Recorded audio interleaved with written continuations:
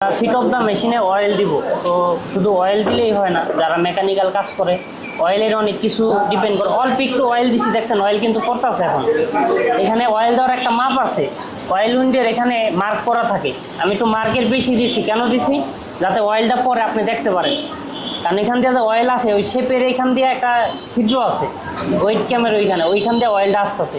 একটু বেশি অয়েল দিছি, কারণ হলো ভাঙা ফেলাবে না। একটু বেশি অয়েল দেওয়ার কারণ হচ্ছে যাতে আপনি দেখতে পারেন যে এখান দিয়ে অয়েল আসে কি আসে না। এটা লুজ দেন। এখন আমরা এই সাইডটায় অয়েল দিব। অয়েল শুধু ডাইলা দিলে হবে না, অয়েলটা আপনি এখান থেকে দাঁড়িয়ে দেন। অল্প অল্প ঢালবেন, খুব কম ঢালবেন, এত বেশি না। হ্যাঁ, এই সাইডে ঢালেন, এই সাইডে ঢালেন। ওই সাইড থেকে যখন এখানে আসবে বুঝতে পারবো যে কতটুকু আসছে। ঢালেন। তো যারা ডিপ্লোমা পাস করে ঘরে বসে আছেন, আমাদের সাথে যোগাযোগ করতে পারেন। এই কাজগুলো শিখলে খুব সহজে আপনি গার্মেন্টসে সহকারী মেকানিক হিসেবে চাকরি নিতে পারবেন। তো আমাদের এখানে থাকা খাওয়ার ব্যবস্থা আছে।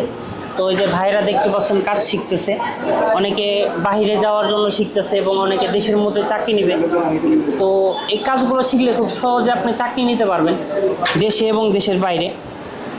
এখন আমি কী করবো, সিরিঞ্জ দিয়ে তেল দিয়ে দেবো প্রত্যেকটা জয়েন্টে। অয়েলগুলো দিলে একটু হাত জ্বলে। প্রত্যেকটা জয়েন্টে আমরা অয়েল দিয়ে দিব। এখন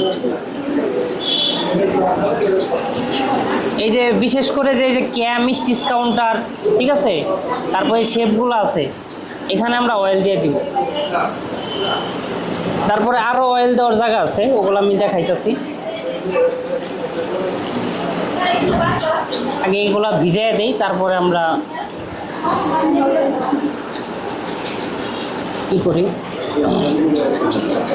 খুলে নিই। সেভ কর।